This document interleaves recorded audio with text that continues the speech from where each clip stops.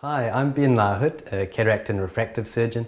Welcome to this digital learning series. Today I'm going to be talking about chopping techniques to disassemble the nucleus during cataract surgery. There are different chopping techniques, and chopping as a means to disassemble the lens, it might not be your primary option, but it's always good to have many different options because you will come across cataracts where you want to do something a little bit different. It's a little bit more difficult to divide and conquer, or you need to change up your chopping techniques depending on how firm or soft the lens is. So in terms of chopping as a technique as a whole, there are pros to it. All of your forces are within the capsule, so you're not putting any extra force on the zonules, you're not stressing them. There's going to be reduced surgical time because you're not having to actually eat up the whole lens with the phaco, and overall you're putting less energy into the eye, especially with a firm or a dense cataract. On the other side, the cons, this is going to need a bit more ambidextrous activity. You are going to need to be a bit more comfortable using both hands with both instruments, and you are putting that second instrument near the capsule. So there's a little bit more risk just in the early stages.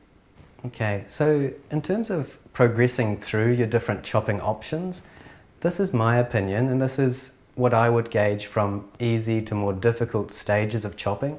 Everyone has a different opinion about this, but my impression is that starting with divide and conquer is a very nice place to start. You'll get used to using both hands together, but there's no real time pressure with it.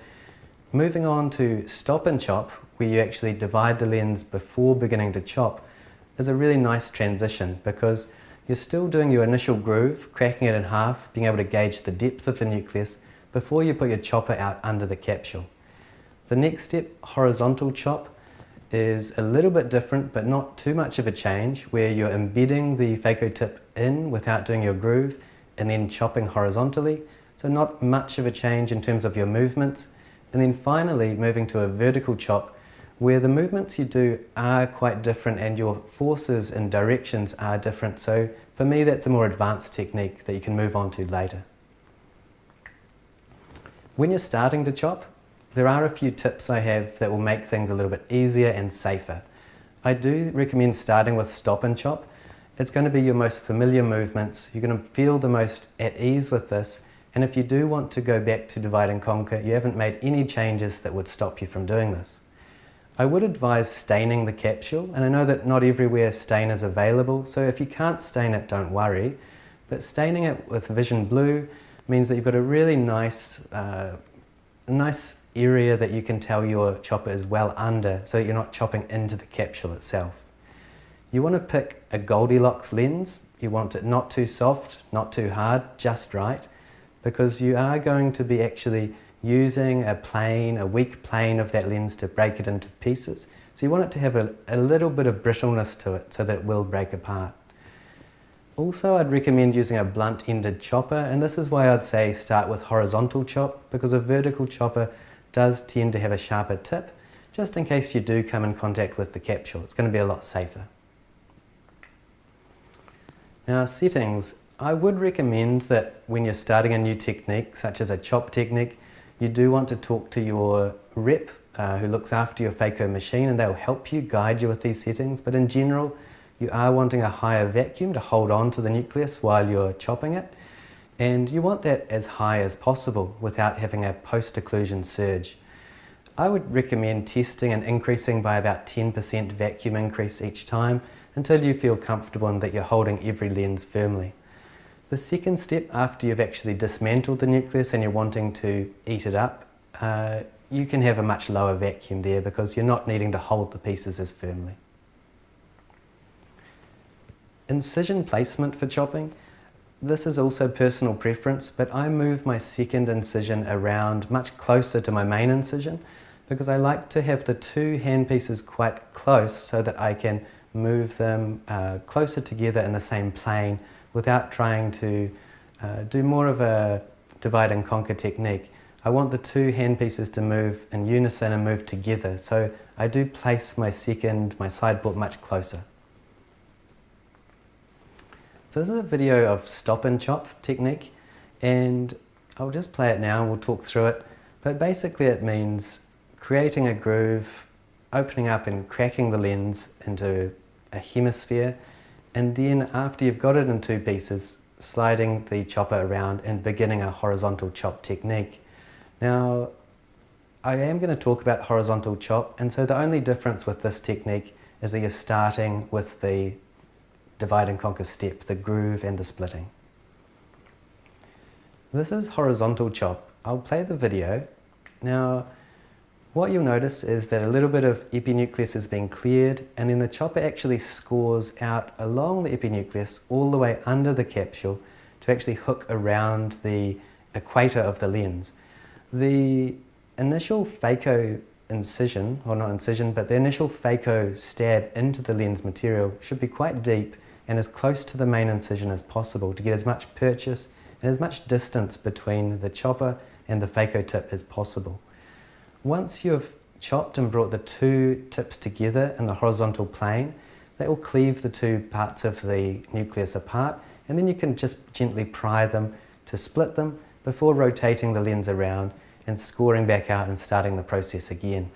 Now, it can be tempting to put that chopper not far enough around and just score the nucleus, so you really want to nestle it right around the equator, be certain you're all the way around before bringing the two tips together, and both should be as deep as possible in the nucleus to make sure you crack the lens. I've got a close-up video next that will just show those techniques and just the forces involved a little bit more clearly.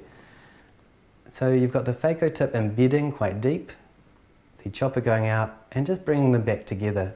So you then rotate, repeat again, and pry them apart.